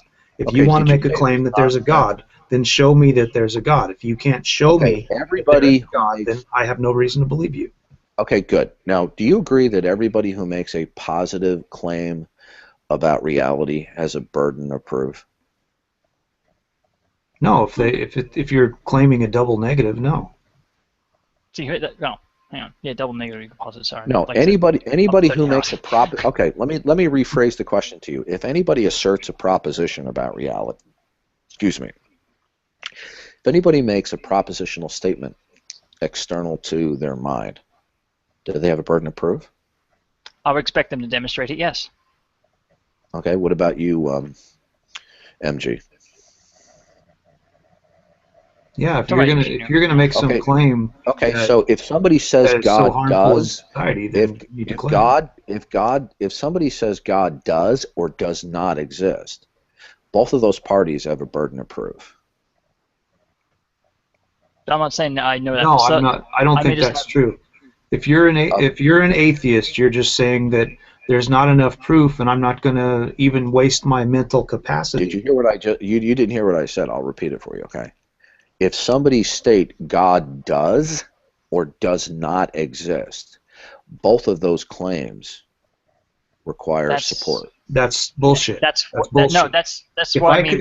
If you claim that there is a unicorn, and I say I don't believe in unicorns, I don't have a claim to have to try to prove that there's no such thing as unicorns. That's retarded. Okay, you're not understanding this. You not accepting my claim is not you making a proposition. If you say, I see insufficient reasons to make a positive belief in unicorns, is not the same thing as saying there are no unicorns. You're confusing a state of mind with a proposition that something is either true or false. Well, that's what we're talking about when we're talking about Okay, atheism. the standard definition of atheism is the position. The historical one is that there is no God. The Stanford Encyclopedia of Philosophy. I could cite for you other encyclopedias of philosophy. I could cite for you the Encyclopedia Britannica. I could cite for you the Rutledge. I mean, I don't want to overload you here with the sources, but the standard usage. The thing that you're not understanding is that it's okay, not so you're us. using. You're talking to us. You're not talking to the Stanford. Okay, you said it's nonsense to believe in God. So what you're saying then? It's nonsense for me. Yes. It's not. It would be nonsense for me without proof. If there was sufficient proof, then I would be. I would be nonsense. I would have the irrational? Is it irrational for anybody to conclude or infer that there is a God? I would say yes. Okay, can you please support that? Because there's no proof that it's true. Excellent. Okay, so it's your position that there is no evidence for God, correct? Right. See, okay, good. Now, do you understand that the phrase "there is no God"? I'm sorry. Go ahead, Frozen. No, I would say this kind of gets into territory of how do you actually prove it, because being that we only have the senses that we are given, maybe the proof is outside of our senses, outside of our level of technology, and it's always going to be out of reach. How do we go about proving that? So I can argue for the other side too, but I still don't take their position because it's still on them to do it. Yeah. Okay. All right. Now, when the statement "there is no God" is propositional, right? Yes. Okay. You're making a declaration about a state of affairs in reality. Now, the statement "there is no evidence for God," MG, is that a propositional statement? I don't know. I would just say. Well, the answer is yes. When we're talking about this, I'm talking about from a personal level. Most people believe there is or isn't a God. It's a personal thing. And when you're talking to atheists, atheism means different things to different people. Okay, good. Well, you see, that's why we need to nail down the meaning of words. Now, if you and I are homicide detectives and we walk into a room and there's a dead body and there's a handgun on the floor, there's a difference between me saying to you, that gun is not evidence of the homicide. Now, what if I said to you, I don't know if that gun is the homicide weapon? Those are two entirely different statements. The first statement I gave to you is propositional. I am making a statement of fact about what is or is not that gun. In my second statement to you, I am simply telling you I have a thought in my head. I'm not aware that that gun is or is not the murder weapon. Yeah, but the thing that you're missing is that there actually is a gun present. If you say that there is no evidence for God, that is an entirely different statement than saying I don't know of any evidence for God. The first one is a proposition. The second one is a mere state of mind. I would say in my case both of them are right, because what I'm talking about is the fact that in both of those cases that you've just given, there is actually a gun present. In the cases that we're talking about, there is no God present. Okay, well, we're not discussing God per se. What we are discussing is evidence of or for God. Now, when you say there is no evidence for God, either that statement is a proposition or it is not. Now, in your understanding, MG, is that statement propositional or not? I would say not. Okay, well, you're incorrect. It's a proposition. See, in the case of the gun, we go about proving that the gun was actually used in the crime. No. The gun is sitting there on the floor. The gun has not been tested. We have just walked into the room. It is just an analogy. Okay? Sure. Sure, but I'm Okay, just saying, so as part of this analogy, though, as compared to, say, the belief in God or whatever, we would actually do the investigation to prove it either way. And okay, there is actually a the bottom physical line God We is would build present. a bottom line case is up for it. propositions are either true or false. The moon is made out of green cheese. That proposition is either true or false. Now, if I tell you I think that the moon might be made of green cheese, I'm just simply telling you an idea that what I think. Okay? But see, Now, when you do that, and we have evidence of that, and so we go to the moon and we collect samples. we're not discussing whether the moon is or is not made of green cheese. What we're discussing is the statement a proposition? You see, this is a mistake, an error in thinking that many atheists have. That they don't want to say there is no God, right? And the reason why is the moment you say there is no God, most atheists are aware of the fact that that is propositional in nature, right? Is not the statement there is no God a proposition? I'm not. I've been saying They're there's no God for years. Okay, good. That's a proposition. And and if I say there's no God, I'm expected to prove it. Okay. How do you go about proving that? Okay. Well, that's another issue. The first hurdle that we have to cross is we have to come onto an agreement. Do propositions require support? Now, Yes. either you accept that or you don't. I would say yes. Okay, what about you, MG? Are propositional statements, do they require a support or defense? I would say it depends on what they're for. No, propositions have a truth that they're truth value statements in the external world. All right? A proposition is not like I like strawberry ice cream. For example, if I said to you, that would be your state of mind. There's a difference between my having an idea that I am verbalizing in my head versus a stated proposition, right? But see, you can have an idea and it can be wrong Well, that's if you true. have an But if idea, I does say not to you, make it correct. if I say to you, I think that the strawberry ice cream is melted, right? Even though the strawberry ice cream may not be melted, I am still expressing a statement that it's true because I think that. Now, if you're going to isolate, if you're going to remove from that statement the ice cream has melted, that would be propositional. So when somebody says there is no God, that is a proposition. If somebody says I do not have a positive affirmation in the existence of God due to the insufficiency of evidence, that's not propositional. That's a state of mind. Okay? All propositions, whether one wants to admit it or not, require a support or a defense. Okay? So if you say there is no God, you are not merely saying I lack a positive affirmation in the existence of God. What you are saying, in fact, is that no God exists in reality. Right? So when somebody says there is a God and somebody says there is not a God, both of those statements are proposition and require support. If I come up to somebody and I say, you know, there is a God, and somebody says, well, I don't accept that. I do not see any good reasons to believe that a God exists. That is not a denial that there is a God. All they're just simply saying is, you haven't given me a good reason to affirm that there is a God. Right? Sure, and I think that So are we would be clear on the difference between a proposition and a state of mind?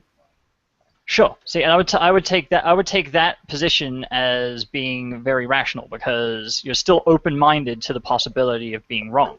Well, then it wouldn't be classical atheism then. That would be it would be agnosticism. It would be agnosticism.